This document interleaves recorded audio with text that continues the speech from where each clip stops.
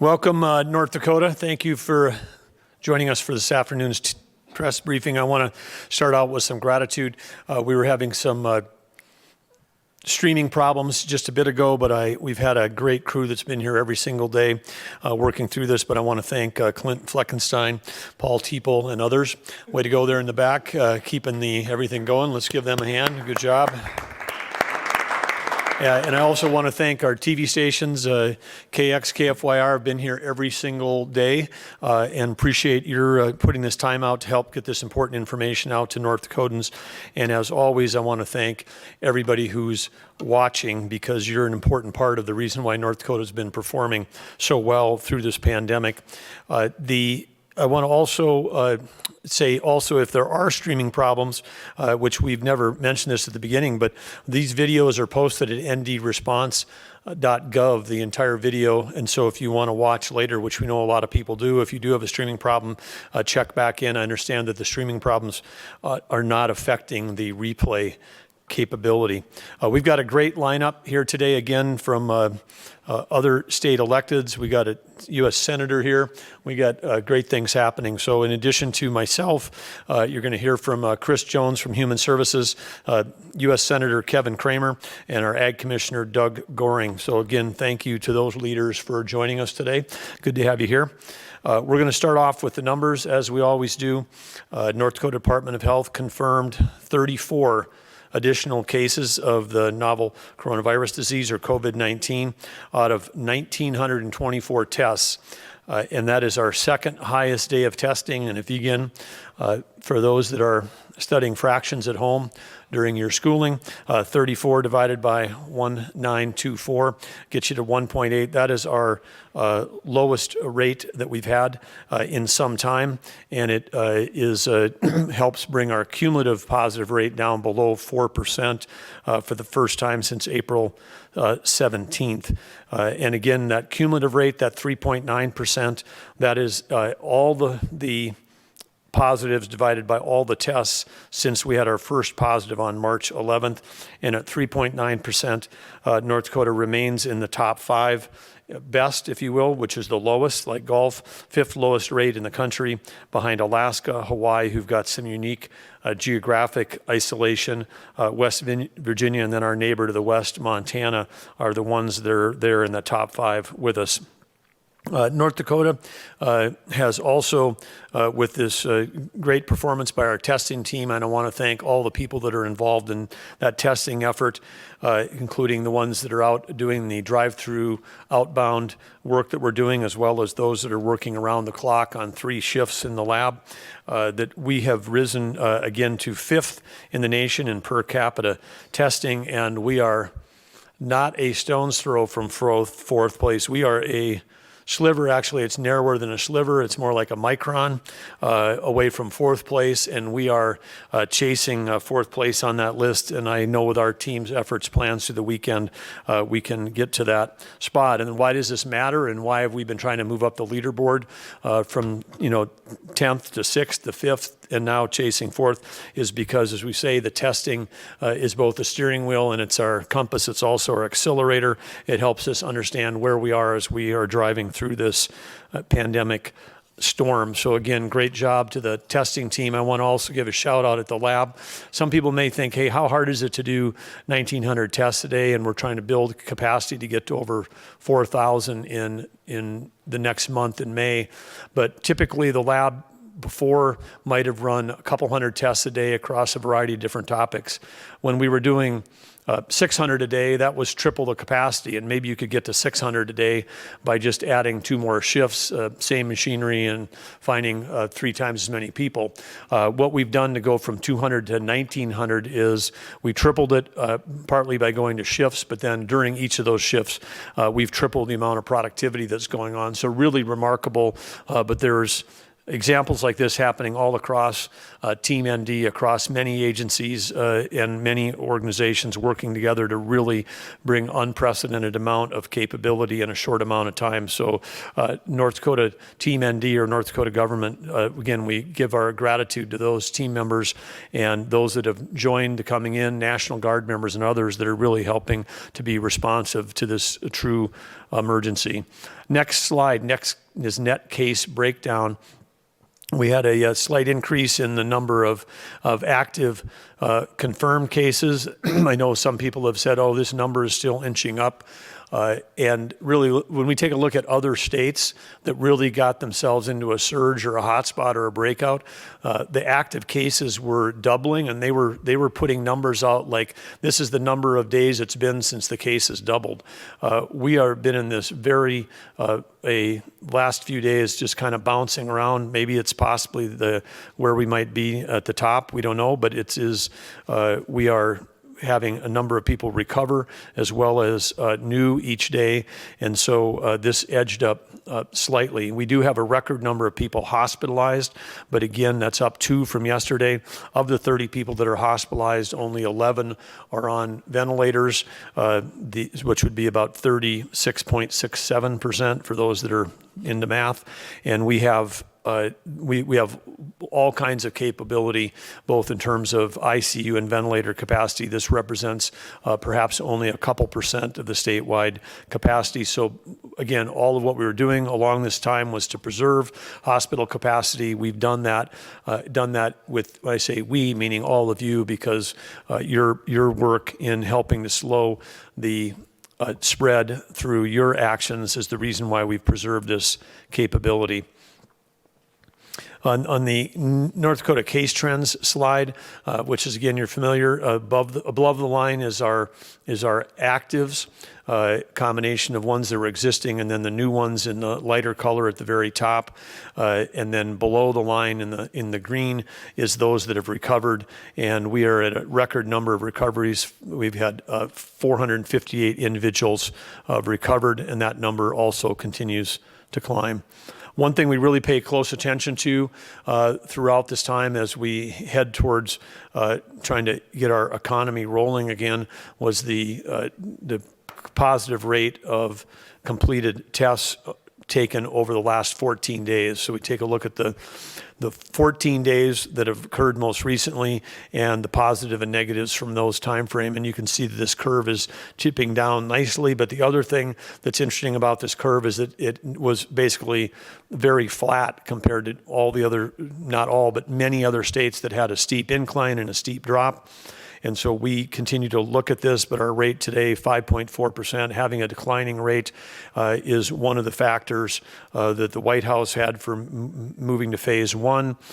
Some people have asked, boy, you haven't had a declining rate. You've had a declining rate for 5 days, not for 14 days, but you're still opening up.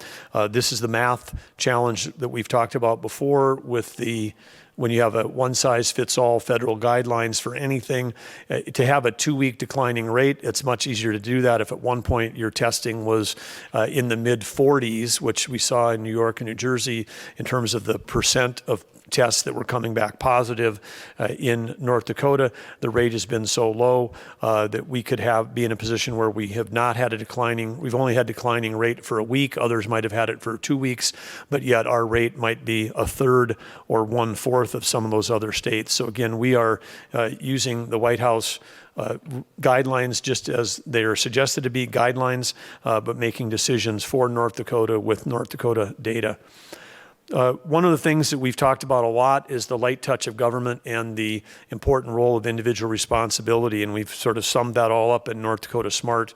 And we want to touch on that again as we head towards a number of reopenings. I know people are excited about things like getting into a restaurant tomorrow or getting their haircut tomorrow, seeing their favorite personal care individual that they may have been seeing for years. And as we do that, we want to talk about another aspect, because we've talked a lot about the important role of individual responsibility, whether it comes to being a business owner or whether it is an employee.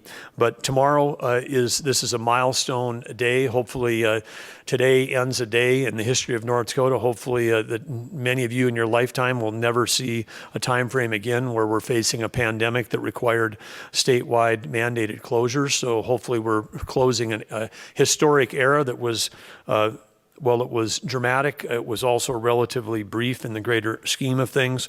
But as we get going tomorrow, the virus is still here. It's still present. It never left. It's not leaving with the turn of the calendar. But what we have done during this last weeks is we have developed new and strong capabilities to allow us to deal with it. But one of those new pieces of individual responsibility is the customer's role in being North Dakota Smart. And one of the things that we know, whether you're heading into a bar or a restaurant, a personal care business, again, we want you to be really super respectful of people that are working in those environments. If you're getting, and I think it's important, the business owners are checking out the new guidelines that, of course, that are posted under ndresponse.com for their ndresponse.gov for their area. But it's important that customers understand this. If you're going to go get your haircut, you may be asked to wear a mask while that is being done, or other personal care businesses. And we want you to understand that while you may think you don't need to wear a mask, you're really doing this out of a courtesy of someone who works in that industry that may be seeing dozens, or if they're working in a bar or restaurant, may be interacting with hundreds of customers in a day. And so again, your patience, your empathy, your understanding of that matters. It's not, again, because when we say we're all in this together, because you may say that, hey, I don't think I need to wear a mask. The person that you're interacting with may have a family member that works in a long-term care situation. They may have a child that's got an immunocompromised situation. And so again, I think that one of the things of being North Dakota Smart is it has to also include a giant dose of empathy, understanding, patience, and I would even go as far as say as love towards the people, and understanding about what people may be doing and how they're trying to protect themselves. And that would mean that if you're in these situations that where businesses are opening up, again, for you as a customer, if a business says, hey, we've reached our maximum, and you see an open table, they may have reached their maximum. This isn't like the old days where, how come you're not seating me because I can see some place that's open. So it's important, again, for customers to educate themselves and do that. And again, respect those business owners that are trying to get reopened under these still difficult conditions. Of course, North Dakota Smart guidelines apply all across everybody, but also apply to customers. Washing your hands, staying home if it's unnecessary, avoiding congregating in common areas when you're walking in or out, washing your hands frequently, or again, bring disinfecting wipes if you're going to the gym, or carry hand sanitizer with you if you're going to a restaurant. Another tip that's going around the country, avoid bringing unnecessary personal items into places of business. A lot of times the only thing you might need walking into a store or restaurant is simply your credit or debit card. Other items that you might bring with you that could carry the virus back out or carry it around to others, just leave it in the car. And of course, just because businesses are opening, number one rule, if you're sick, please stay home. The core tenet of North Dakota Smart versus North Dakota Tough is that people right now, knowing that the virus is still here, is you've got symptoms, please do not be at work or in public. And of course, the last thing that you can do if you want to help, you can join the 28,500 other people that have already downloaded the Care19 app. This is a tool that protects your privacy. It's available on Apple and Android, but these are the kind of tools that can help us get open and stay open.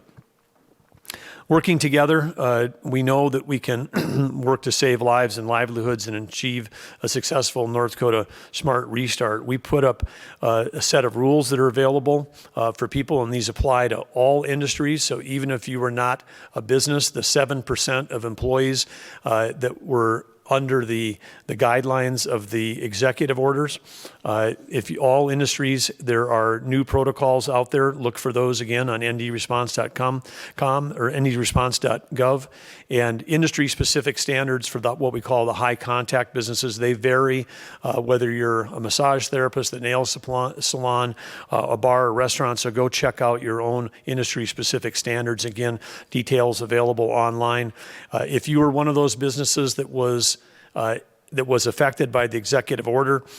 Your opening time frame is tomorrow morning at 8 o'clock, and when you open, it's important to understand that the following the guidelines for those high contact businesses is a mandatory part of the reopening process. When we talked about the 8 criteria for North Dakota Smart Restart, today we checked the final box on protections for the most vulnerable. You're going to hear more about that from Chris Jones. But I just want to say, when we say we've checked the box on each of these, this doesn't mean that we've stopped. This means that we've met what we believe is the minimum threshold for us to start dialing more interaction between people in our economy. That's that sort of loosening up while we're still practicing good North Dakota Smart guidelines, but avoiding large congregate facilities, because again, bars, restaurants, movie theaters, personal care can open under the new guidelines tomorrow. Large concert venues and other large events are still not are still under the new, will be under the new executive order, still be closed tomorrow.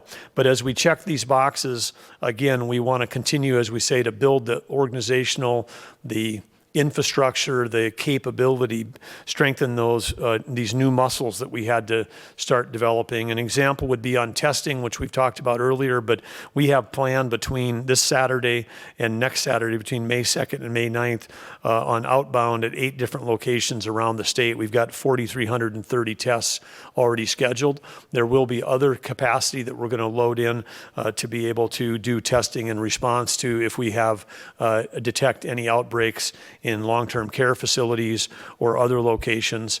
I would also give a shout out and a thank you to our Department of Corrections. You've probably read in news across the nation about the outbreaks that have occurred within corrections facilities, and as of to date, across all the corrections facilities operated by the state of North Dakota, we've had no residents that have tested positive to date. And again, a big shout out to Leanne Birch and her team for all the proactive work they did and all the work they continue to do to protect the residents within the state's correction system.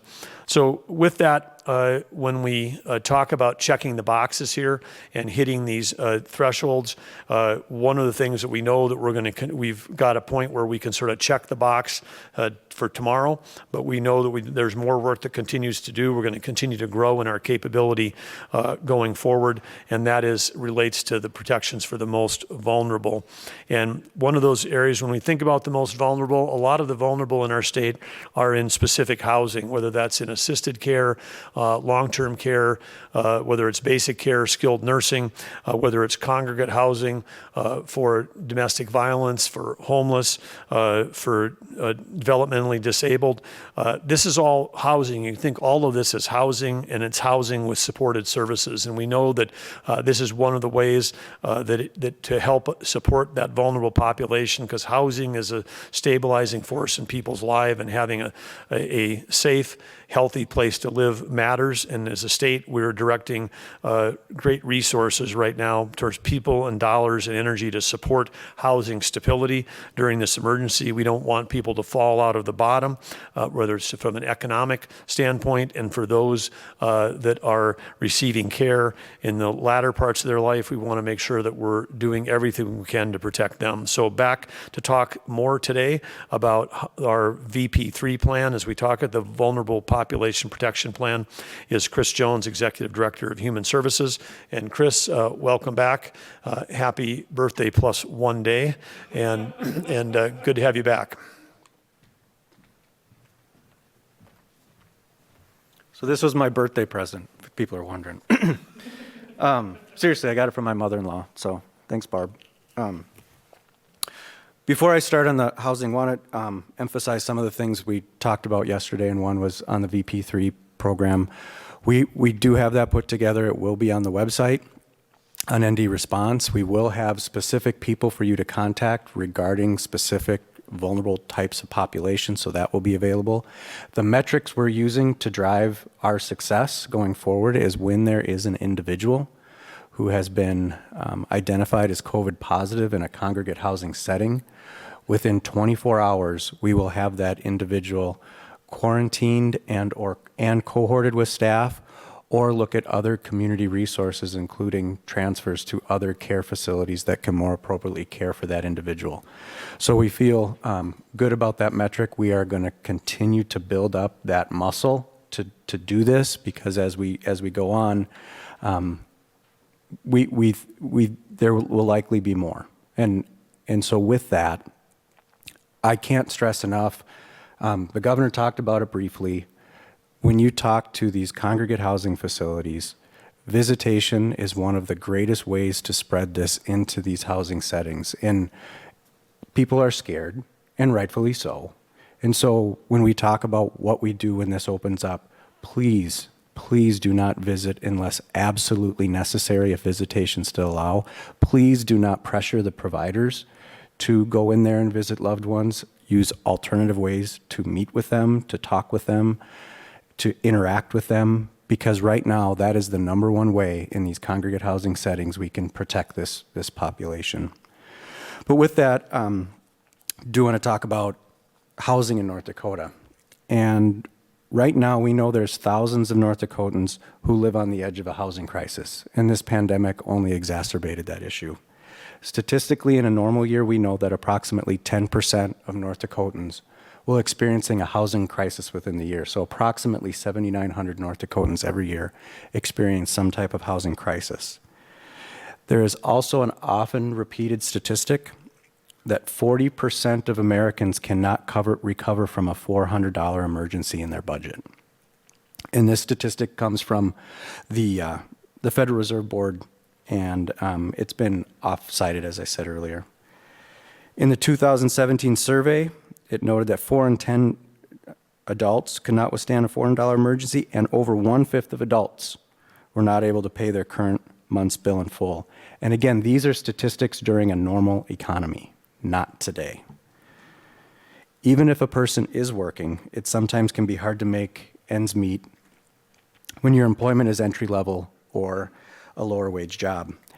I think it's important to remember as we talk about bars and restaurants opening up, these jobs are important to our economy, but making a household budget work can be difficult in times like these.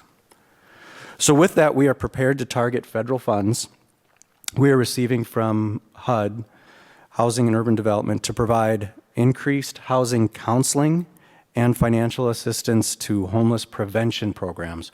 Our goal is to prevent additional homeless.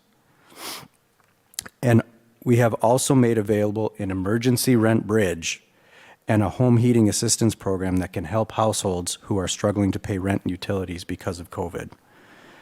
As one of the earliest components of the VP3 plan, and I talked a little bit about this yesterday, we opened a scattered site emergency shelter program to serve COVID positive. And again, it's available in 8 regions across the state. Yesterday, I reported there were 35 individuals in 3 communities. Today, we are at 49 individuals in 3 communities.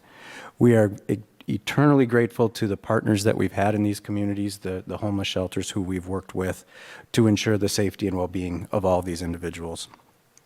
Additionally, homeowners who are struggling to make their mortgage payment are able to take advantage of a number of options for mortgage payment modifications, due in large part to the protections offered under the CARES Act. So the emergency rent bridge is part of a state program. Mortgage supports are part of the federal CARES program. And whether your mortgage is serviced by ND Finance, Bank of North Dakota, or another national lender, any homeowner who has a federally insured mortgage has access to a range of protections, and we would ask you to seek those out. They are available on ndresponse.gov. Housing is something that affects each and every one of us, and it's not something we often think about until it isn't there. Thank you to all the housing counselor and housing providers who work every day to make sure people have a safe and stable place to live. And again, as I mentioned earlier, the information on the rent bridge will be available on Saturday on ndresponse.gov. Thank you.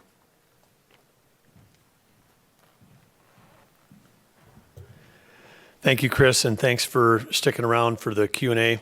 I know it was right on the slide. I want to make one slight correction. The 7,900 is 10% of those people living below the poverty line.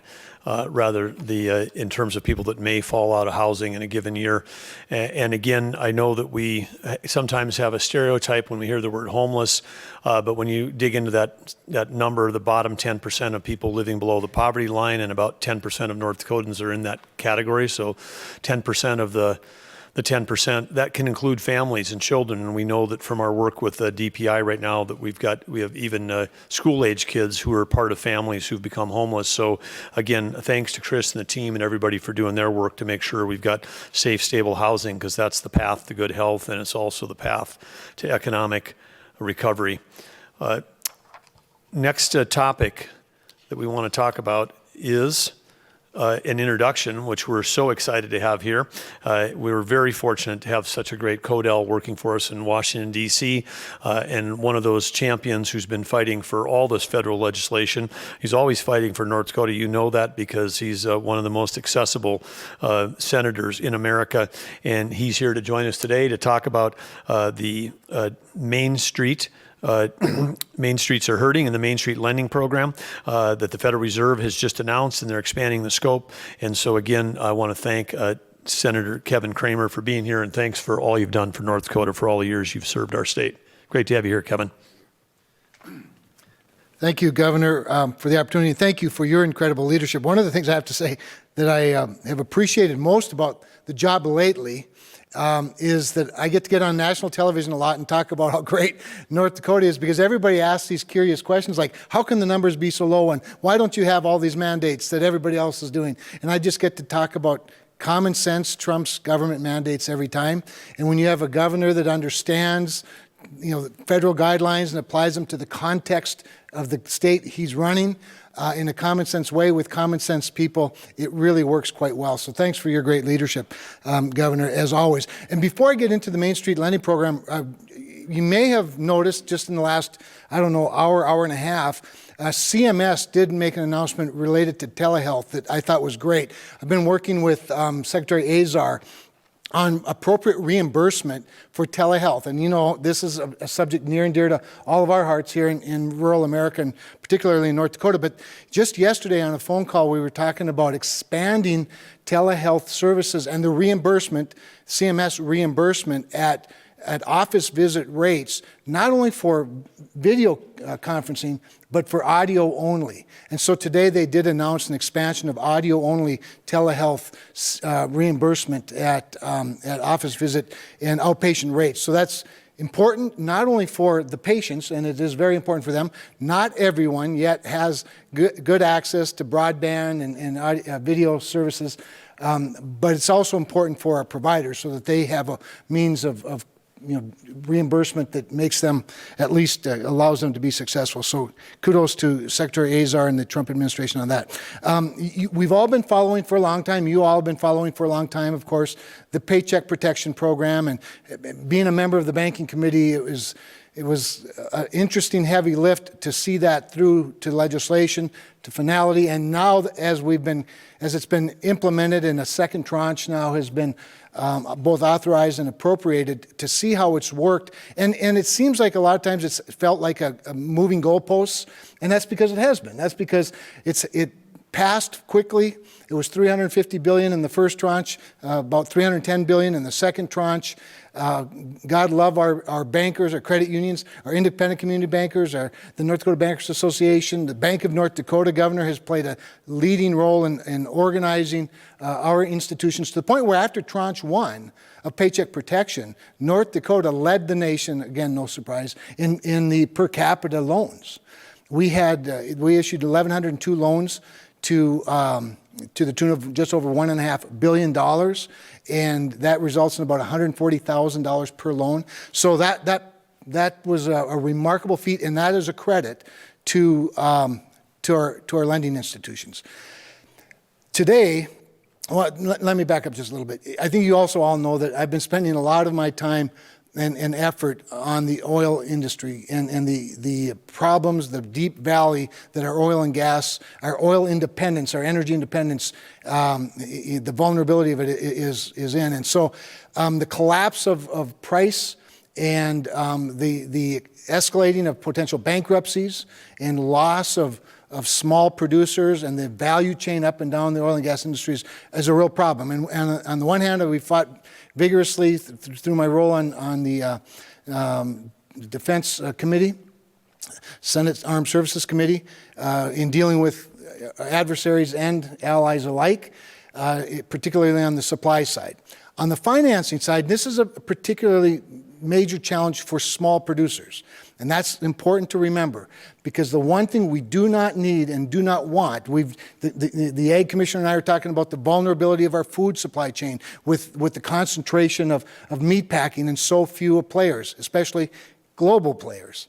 Well, the same is true in the industry, in the oil and gas industry. We do not want a half a dozen oil companies surviving at the end of this and watching capital follow where capital gets the best return, as opposed to considering America's national security interests. That's where we're heading if we don't have some sort of financial credit tools to help our small producers in the value chain upstream and downstream survive this valley, a bridge to the other side, so that when demand comes back, and it will, and when the prices come up with that demand, and it will, that we still have some producers and some providers and some service sector companies that are still standing at the end of this.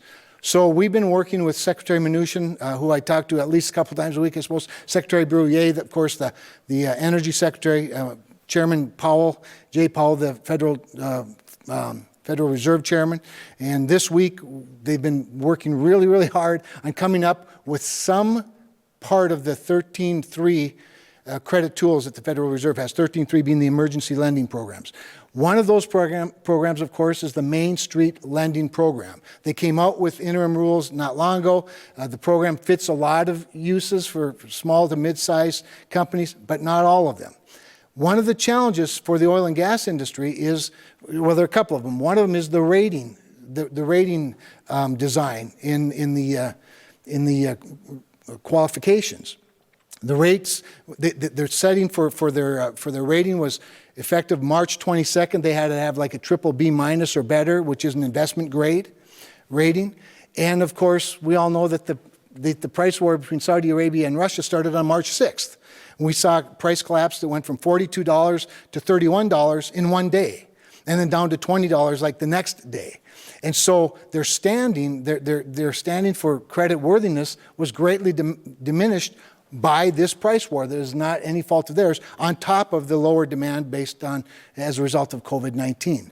So that, and then the fact that the Main Street lending program also required at least 2 rating agencies to rate them at this credit worthiness level.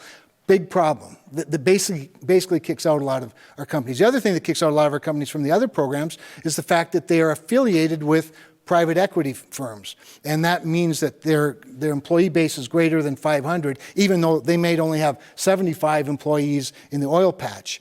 And that kicks them out of the Paycheck Protection Program. So what's the long and short of that is, today, the Federal Reserve announced an expansion of Main Street Lending Program to encompass much more of the type of business that I'm talking about, and that is the highly leveraged business. Many of our companies, this is where a company like Whiting or Oasis, and I probably shouldn't even name companies, but companies that do business in North Dakota, smaller companies, and even a lot of the service companies, they're very leveraged. They don't have the type of cash that a very large multinational company would have.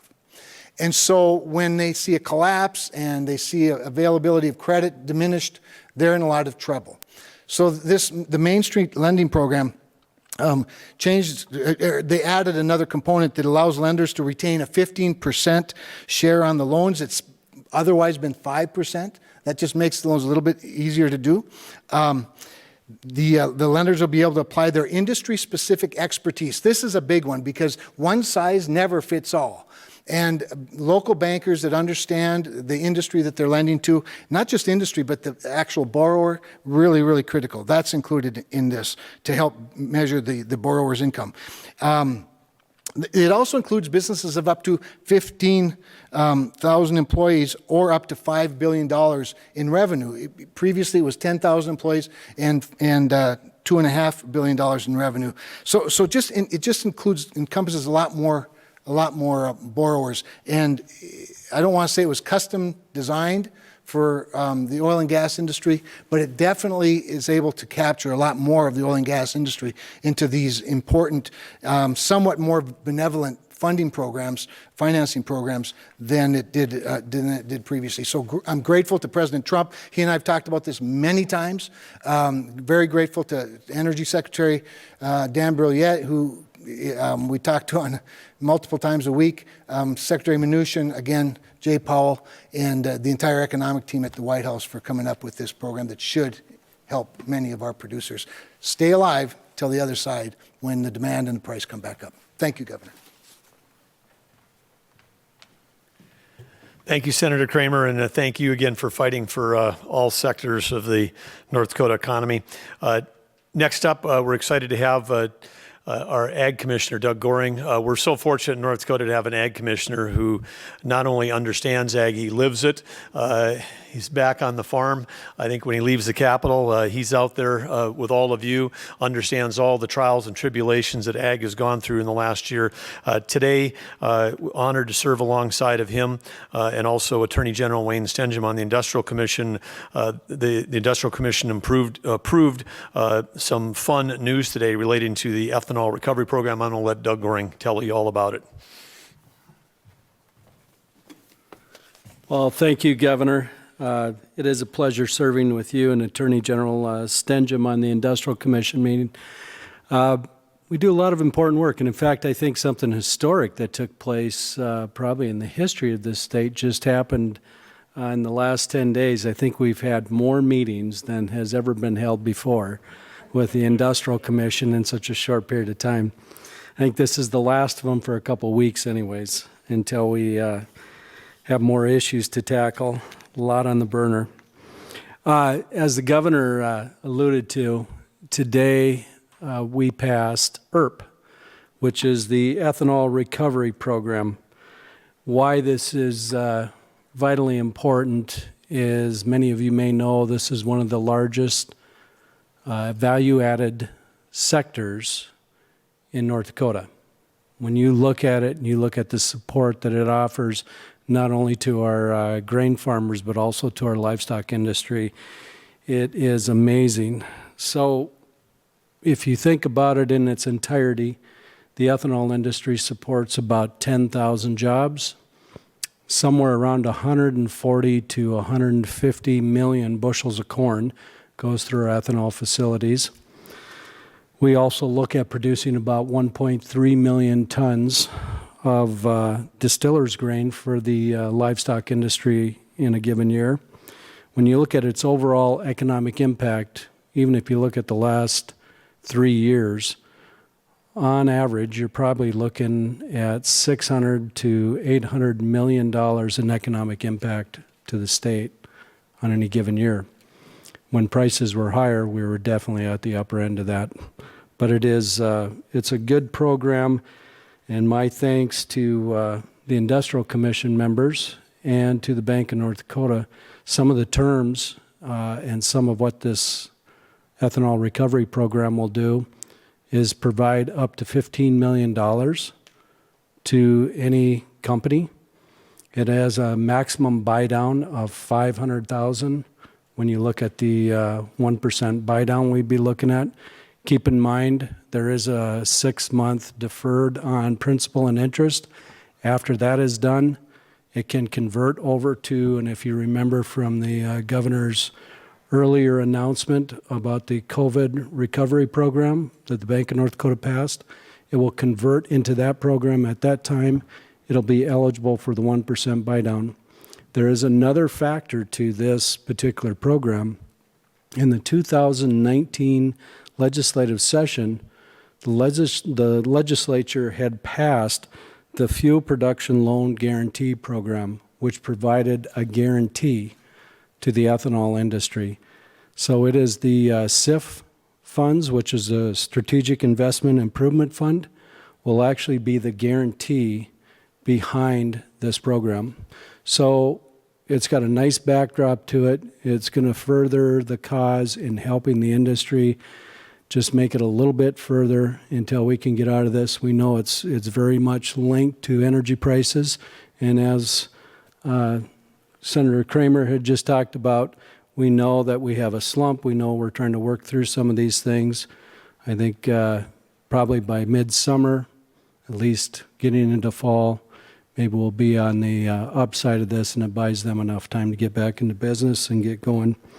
But with that, again, I wanted to thank the Bank of North Dakota. I wanted to thank the industry, and I wanted to thank the producers that all had some input, and I know shared a lot of that with us, and also shared it with the Bank of North Dakota, and I believe we came up with a very good program. And thank you, Governor, for all your hard work and efforts. Thank you, Doug.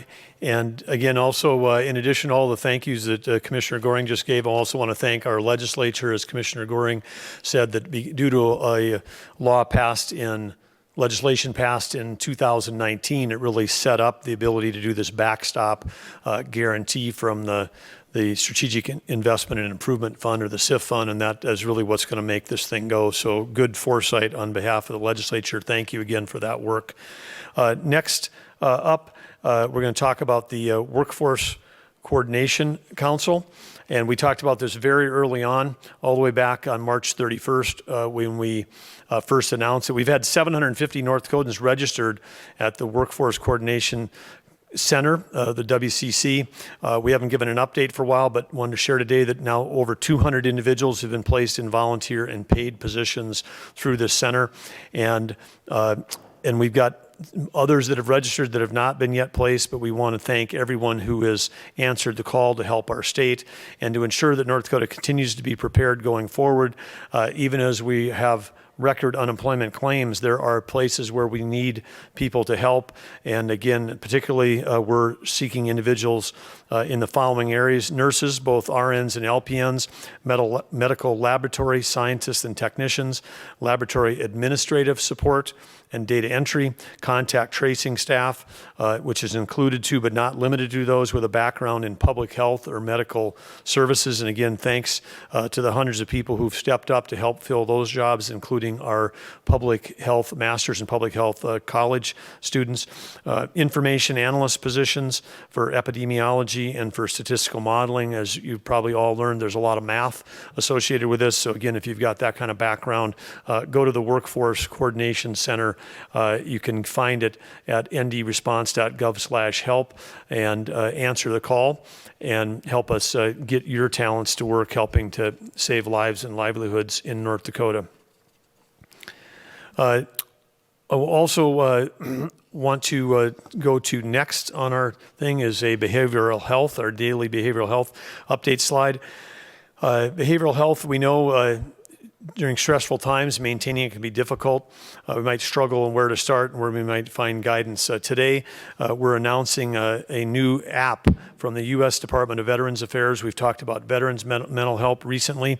This app from the U.S. Department of Veterans Affairs is called COVID Coach. Its app was created for everyone, not only veterans or service members, but if you're a family member, if you know somebody in the military, or if you don't know anybody in the military, which would be odd. But anyway, your overall health during this. It's a free app. It's used as a standalone education and self-care tool. It can supplement your own professional mental health. It's got tools for coping and tracking your mental health over time. It can walk you through exercises for everything from deep breathing to mindful walking, tools to assist with sleeping. It also provides easy access to COVID-19 resources and professional help services. And it's, again, available at the iTunes or the Apple and also the Google Play Store. But if you've got real issues with mental health, don't be afraid to reach out. We've got lots of resources, and you can find them at northdakotabehavioralhealth.nd.gov. And we will be there to help you again. And we've shared before all the different hotlines, but mental health is health. And in these unprecedented times, we need to take care not just of ourselves physically, but mentally. So again, thank you, Behavioral Health Team, for surfacing this. And again, COVID Coach is the name of the app if you want to go download it. The Census update is a fun one. Again, this is in the good news section. We want to again encourage everybody here to get out and complete their census. We've talked about this thing before, but this really matters. It's one of the ways you can help. Missing one resident in the state of North Dakota could cost the state $19,100 in lost reimbursements. One household, if you've got the average size household, could be close to $45,000. And if statewide, if only 1% of the state that lived here said, oh, gee, I don't need to fill out my census form, 1% of the state, that would cost us $15 million over the next 10 years. So far, we're right in the middle of the pack here in North Dakota. We've got 54% response rate.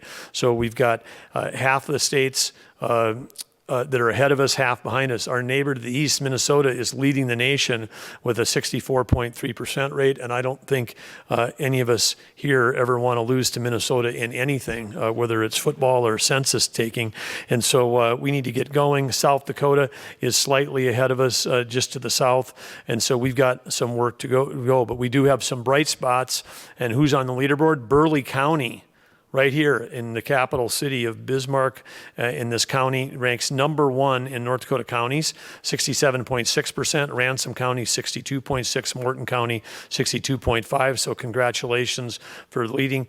But we also have another give a shout out where we made national news. North River, which is a small community just north of Fargo. Interestingly, that it's west of the Red River, not north of it, but it's called North River. But it's, I guess, north of Fargo, west of the river, but it's called North River. We just said that. Anyway, North River, congratulations, residents North Witter, number 1 in the nation. 100% of the people in North River have completed the census. First and currently only city in the entire United States to complete the whole census. And April isn't even over yet. Congratulations, thank you for being counted. I'm sure that we can put other cities in North Dakota on that list along with North River. Let's see if we can get like the top 10 cities, first 10 cities in North Dakota to 100%. We can have the top 10 in the country. Final deadlines for the census have been pushed back from July to October 31st. Don't wait to get yours counted, and you can complete it online at my2020census.gov or phone in at 844-330-2020. And again, all that information that goes on there is confidential. We have a gratitude closing before we go into questions. And first, I want to thank all of our legislative leaders. Throughout this entire effort, we've had great communication, great support, great ideas, great coaching, I would even say, from former coach and now Senate Majority Leader Rich Wardner and his partner Chet Pollard, who's the Majority Leader of the House. They, of course, want to thank them. They wrote a great letter to the editor, which is out today. Also want to thank the minority leaders, Joan Heckeman and Josh Boshi from the Senate and House, respectively, for their communication and their support. And of course, there have been many committee chairs and other leaders across both houses that have been checking in regularly, providing ideas and sending in input. And we really appreciate all the support from them as we work through this historic time. Closing gratitude quote from Thornton Wilder. People may remember Thornton Wilder if you love to read, as many of us do, Pulitzer Prize winning author of many great stories, including the famous Our Town. He wrote, the happiness of life is made up of little things: a smile, a helping hand, a caring heart, a word of praise, a moment of shared laughter. We are most alive in those moments when our hearts are conscious of our treasures. And I thought that was a good one for today.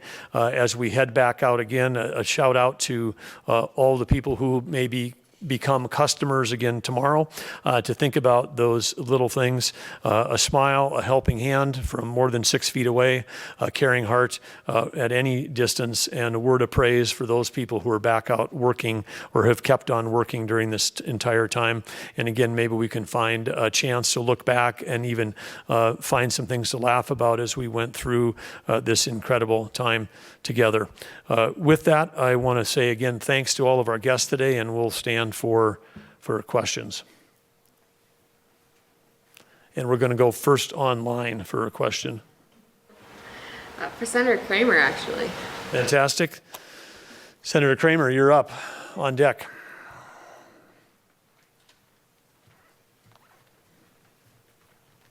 Yes. And Williston trending topics. Main Street here in Williston is grateful, but many small oil companies and their employees are hurting. Will Main Street lending reach the energy sector here in the Bakken, and if so, how? And can you offer any words to the thousands of energy sector workers here who are stressing? So will the Main Street lending program reach the small energy producers in the Williston Basin in the Bakken? It is in many ways designed for them, and it's not exclusive to oil and gas, but the characteristics of the loan match much of the oil and gas sector. I won't go through all the details again of why oil and gas in many cases didn't qualify for the Paycheck Protection Program, although many did. But that just keeps you employed for 8 weeks and paid, but it doesn't necessarily get the business going again. The Paycheck, or the Main Street Lending Program provides an additional form of credit. I might back up, I didn't mention earlier, but a couple of days ago, North Dakota Oil and Gas got a lot of national news when I did a webinar with the North Dakota Petroleum Council with Energy Secretary Dan Brouillette, who talked about the forming of some sort of a lending facility, such as he referred to bridge loans. That would be probably the best description of this Main Street lending program, this expanded version. It allows small companies to get some bridge loans. I hesitate to call it benevolent capital because it is for credit-worthy companies, although the qualifications have been loosened so that more people can meet the criteria.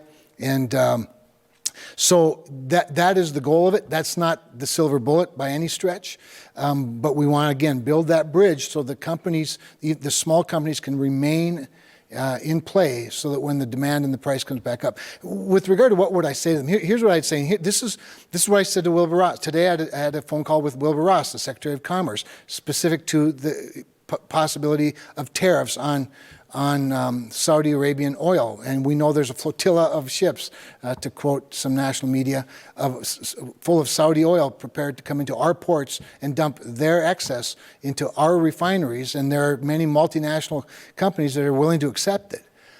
And what I said to Secretary Ross with regard to the possibility of an investigation for dumping, anti-dumping, and the use of 232 authority that the Commander-in-Chief, the President, has under national security auspices to issue tariffs on that oil.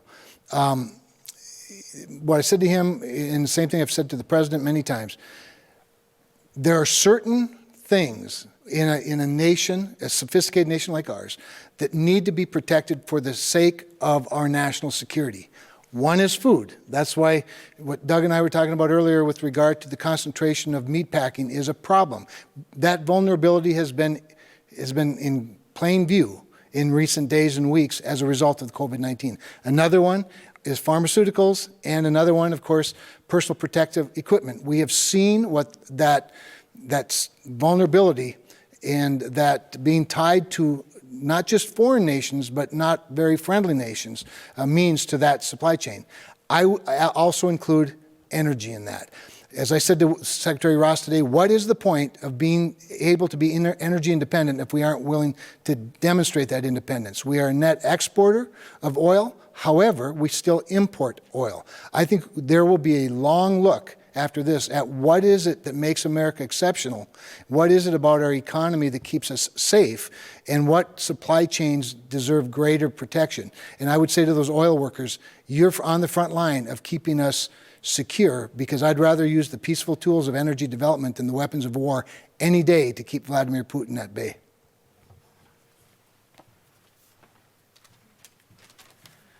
Thank you, Senator. Next question comes from Jack Dura, who's not here today, but this comes in a very high-tech way right here. But thank you, Jack. What are the penalties for not cooperating with contact tracing? The state health officers' confinement orders, if someone tests positive or has had close contact and they receive either a quarantine order or a isolation order, the orders say you must cooperate with health authorities to contact other exposed people to prevent the spread of COVID-19. So it says you must cooperate with, as we've talked about before, violations of health officer guidelines are infractions, up to $1,000 fine. But of course, we haven't had to issue any of those because most individuals, when they find out they're positive, they actually care about all the people that they may have been in contact with. They understand that they may have a disease that may not be deadly to them, but could to others that are vulnerable. And so we've had outstanding collaboration, cooperation, participation from people on identifying as best they can through their memory of who the individuals were that they may have spread this to. And again, I think that's the answer to Jack's question. I believe what's partly driving this, again, we've said the only thing that travels faster than the virus is misinformation, and we've all been about facts, not fear, but it is a fact that on Care19, the contact tracing app, that is a completely voluntary app. It's completely anonymous. You don't have to enter your email, your phone number, your address. It assigns you a 36-digit random ID number. You can delete the data at any time that's in there, and you can delete the entire app at any time. You are not required to share that data if you're contacted by a contact tracer, but it can be an aid for your memory to do that. And again, so it's completely at your discretion whether you release the data. The state health department, the state of North Dakota, does not have that data and is not trying to get that data and does not have access to the data on Care19. And so again, but it will provide you if down the road you've been to a bar, you've been to church, it's next September, and there's people that test positive, and you've been in those locations without knowing who you are, the Care19 app could send you a notification to say you've been someplace where there's been an outbreak and alert you. So again, it's for your safety and other safety, but again, finds, I think, the correct balance between protecting personal privacy, which was a central design point for that application, unlike some others. Those of you that might have Google Maps or anything else on your phone, and if you've ever used it to try to go where you want to go, that also uses location services, which everything else, dozens of apps on your phone today are using location services. This does it, but in a much more private way. So again, hopefully that answers Jack's question and what might have been driving it. Now I'm going to go back to questions in the room. I'm going to go Amy and then Jacob. Ethanol, if the Agriculture Commissioner wouldn't mind. That would be awesome. Thank you, Amy.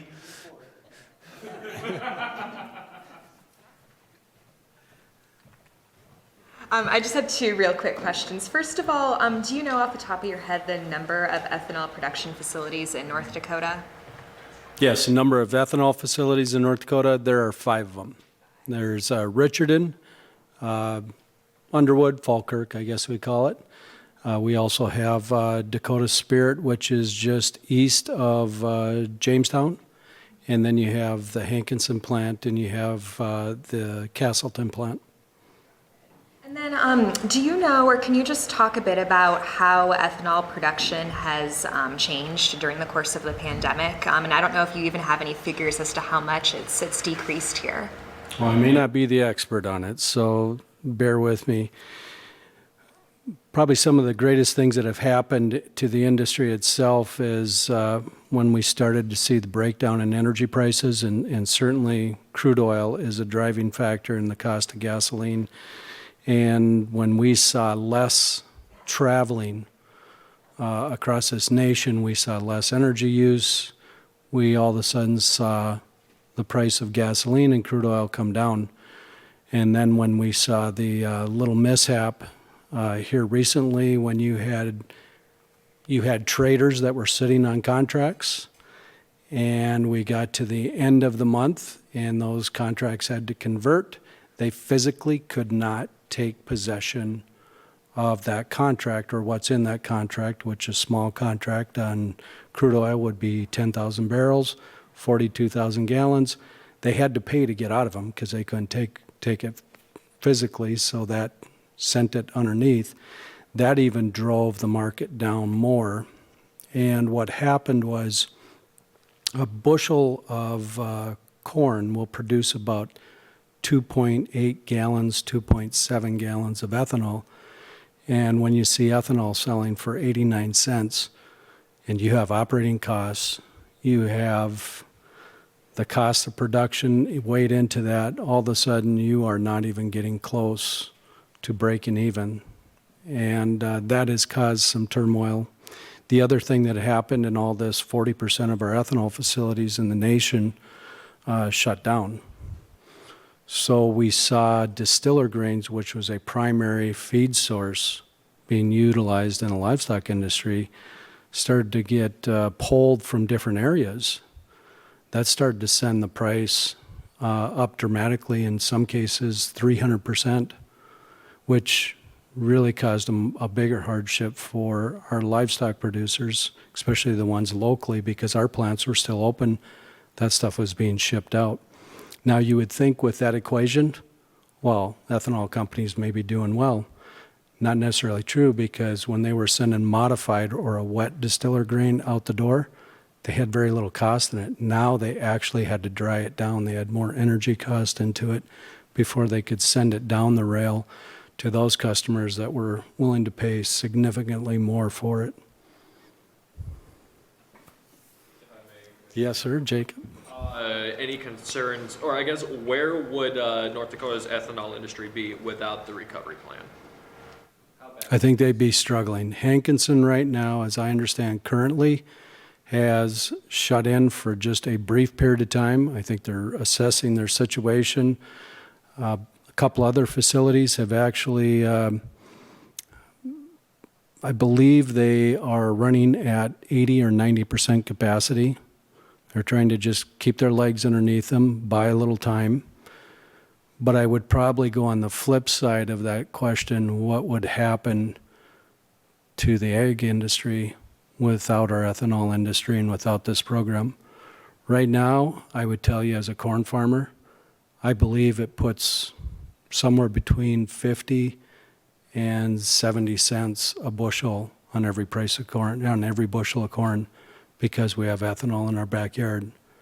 I remember raising corn when we didn't have ethanol, and our basis was extremely high, and we didn't even produce that much. So since ethanol has been here, it has put a floor added stability for the farmer. For some context, motor fuel demand is about 50% of what it was here. Thank you. Yeah, I believe that they're saying gasoline consumption now has reached levels that are approaching the 1960s, which is just hard to comprehend because of the population of our country versus the 1960s, the number of cars, number of planes, the number of everything. It's just really hard to, again, this will be a economic case study that'll be taught for 100 years. Is going to be March and April of 2020. I also want to say on ethanol, to give a shout out, I'm not sure if all five are doing it, but I know Thoroldson in Castleton is one of the North Dakota businesses that's stood up and switched their business model a little bit. And I know they're producing hand sanitizer, because of course hand sanitizer is mostly alcohol and ethanol. An ethanol plant is like some of the world's largest stills. It's like it's what it is. I mean, they're making alcohol, turning and creating alcohol for aka ethanol. So that's great. Other questions before we wrap up? Dave? Senator Kramer. I am just curious if, because of the demand for the first Paycheck Protection program, and it looks like the demand is still very strong for the second one, is there going to be a third one and maybe other incentives as well? So the question is, is there going to be a third tranche of Paycheck Protection? I think right now most members are in a discovery mode, if you will. The Senate's going back into session Monday. We'll have votes Monday night, and we'll be there next week. One of the main points of discussion beyond doing some legislating, mostly in the area of confirming presidential appointments, will be exactly that. What's next? What will a COVID-19 recovery phase 4 look like? A lot of that will be determined by how well the first 3.5 tranches go. Paycheck Protection was, is, and probably will always be one of the most, or the most popular component, because it's doing what it's designed to do. Again, I real credit to the lenders in North Dakota for distributing it so well and for understanding the rules so well and being out ahead of the game. And that's a real tribute to them and to our small business community.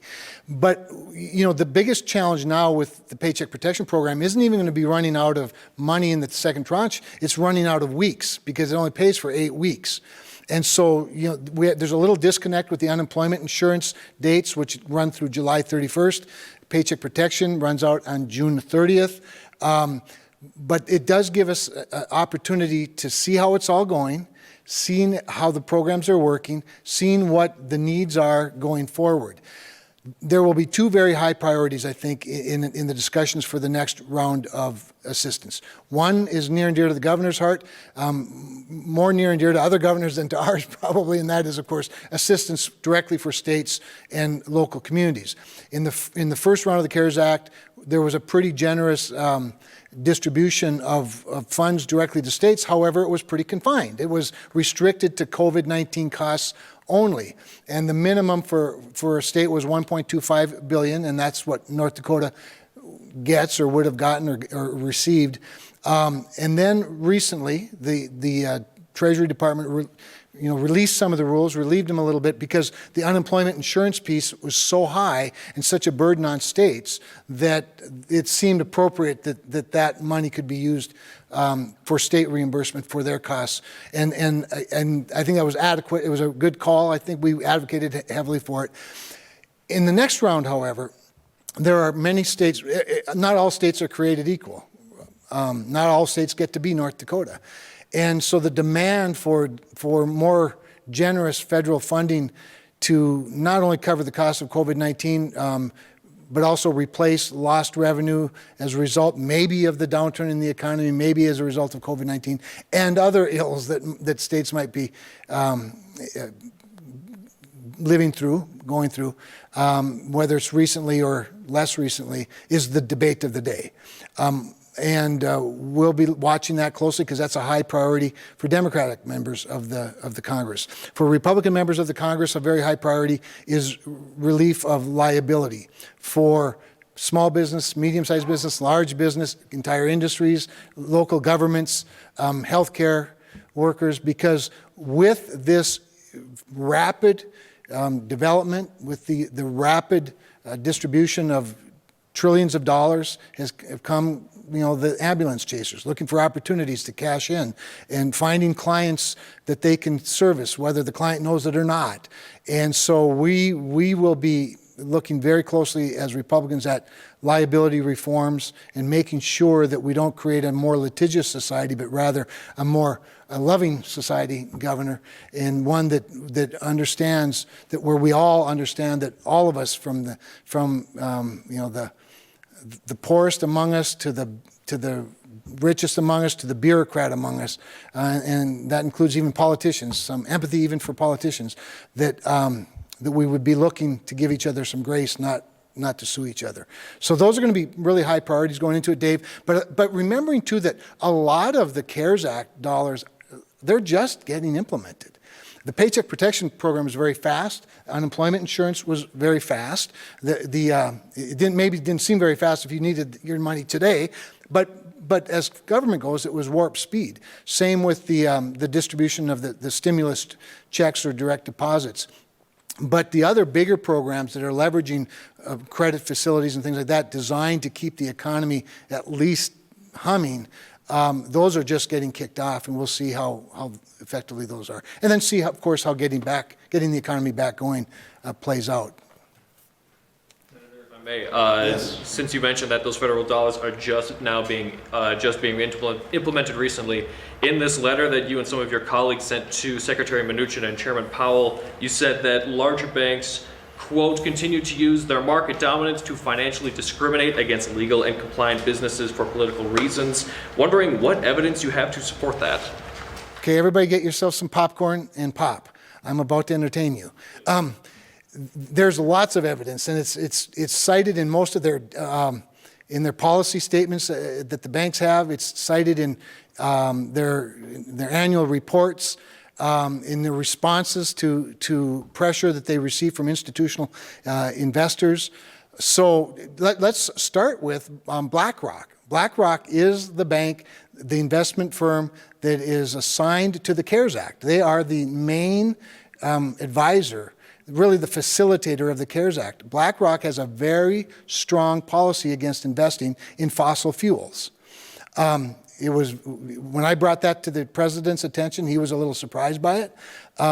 But Chairman Powell assured me just this week that BlackRock's corporate policies will not influence the CARES Act or the Federal Reserve, that industry neutrality, as long as the industry is a legal, compliant industry, like, say, the firearms industry, coal industry, the oil and gas industry.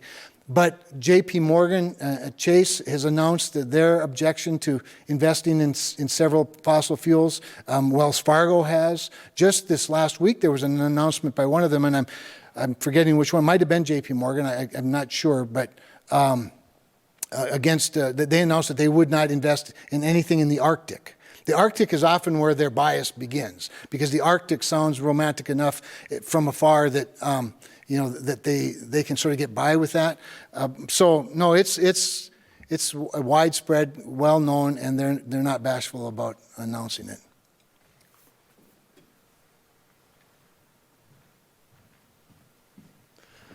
Okay, maybe a couple more questions. We'll go Lane, and then we'll go online for a couple, and then we'll call it a day. Lane? Governor, in reference to the locations picked for field hospitals, first, is the Fargo Dome still set up, and for how long, if so?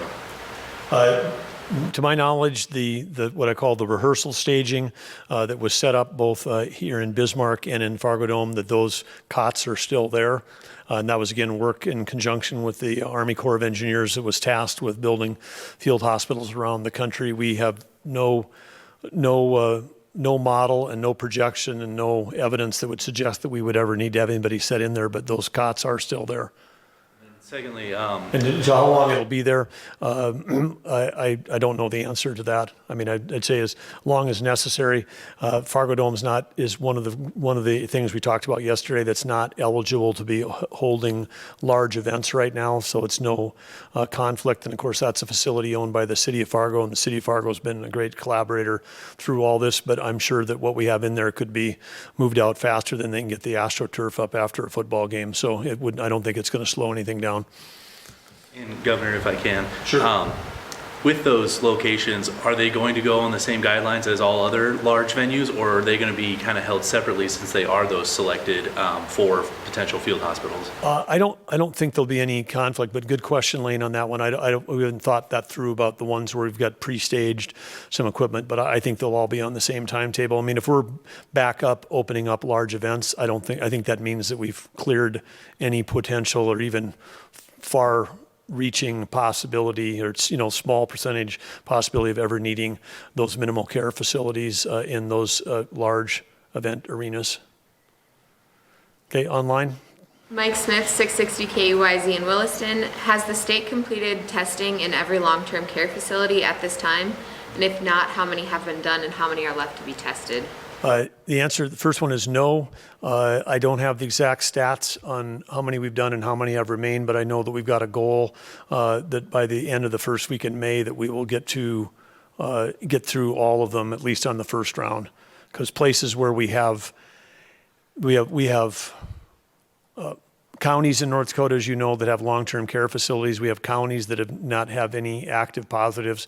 We have other places where we've got long-term care facilities. I think we were at 27 yesterday, where either a staff member, 27 out of 218 long-term care facilities have either a staff or a resident that has tested positive, and our focus really is on all of those right now. And what Chris Jones was up here talking about is making sure that if we get a positive in a long-term care facility, that we are within 24 hours making sure that we got appropriate isolation to protect the staff of the long-term care facility and all the folks that are, if you have 1 out of 100 that's positive, we want to protect the other 99. It's about risk management, and we've got the capacity and the resources to do that. But I think I'm not sure if we're releasing that data, but I don't know it off the top of my head. But good question, thank you. By May 9th is the goal to complete all the testing. And again, I'd say that's a goal. Maybe I'll challenge the team. Maybe we can even beat it if we can get our testing capacity to keep moving up. Another question from online. If April Baumgarten, the former Fargo Moorhead. Governor Burgum, when do you plan to go to a restaurant for dine-in after restrictions are lifted tomorrow, and which restaurant will you choose to go to first? So April, when I don't know how many days we're on here where we've been at the Capitol for 40 plus days in a row. So there's a lot of places I've thought about going, and a restaurant wasn't one of them. But I want to say, so I don't have any plans right now to do that. But I'm happy that we're getting people back able to do that, and appreciate the question. But it gives me and part of it, I guess I hadn't thought about it, so it'll give me something to think about tonight or tomorrow. I say maybe I should go out for breakfast at the little cafe at 8 a.m. tomorrow morning or something here in Bismarck. I don't know. It'll be Jacob. 4 days, but who's counting? Okay. I have a question for the senator again, please. Senator, some of your Democratic colleagues have been calling for another round of these stimulus checks, and this time boosting it to $2,000. Wondering if that's something that's needed or something you'd support.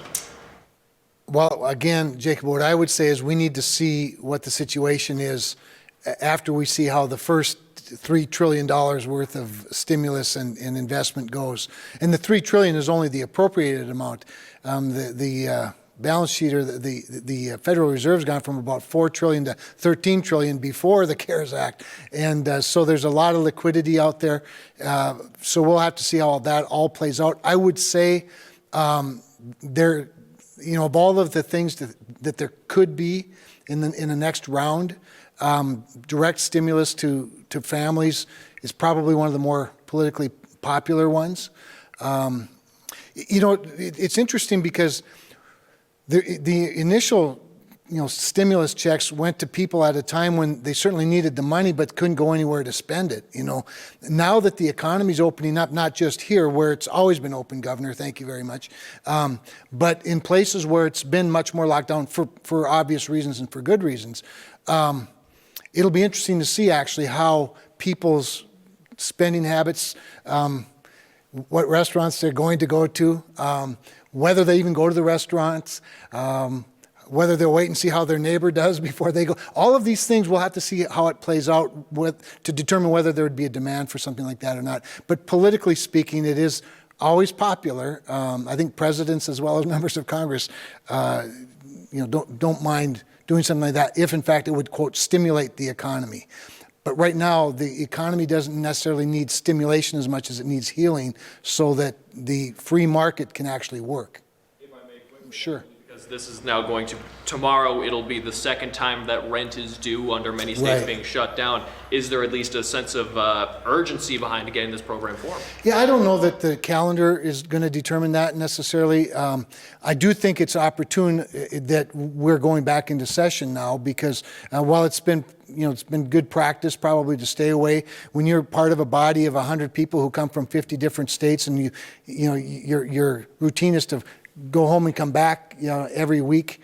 We're kind of a bad petri dish, but it is important now. It's time now for us to get back to work like our frontline workers are, and look at all that and see whether there's a sense of urgency or not. A lot of it will be, like most things, there'll be some anecdotes, but there'll largely be decisions based on data, and we'll see what the data shows in terms of what the need is and then what the supply would be. Okay, we're going to call that a wrap. I want to thank Lindsay for, I don't know if any of you have signed for an hour and 25 minutes straight, but she's got great stamina. Thank you, Lindsay. Thank you, all the media that's here. Thanks for the online questions. We'll see you tomorrow at 3:30, and as we head into May Day and the reopening of those businesses under the new North Dakota Smart guidelines, again, I would say to all the customers, be North Dakota Smart yourself, and of course, and then drive safe, enjoy the beautiful weather, and thanks for being here together. Thanks to Senator Kramer, thanks Commissioner Goehring, thanks Chris Jones for being part of the program today. Take care, North Dakota.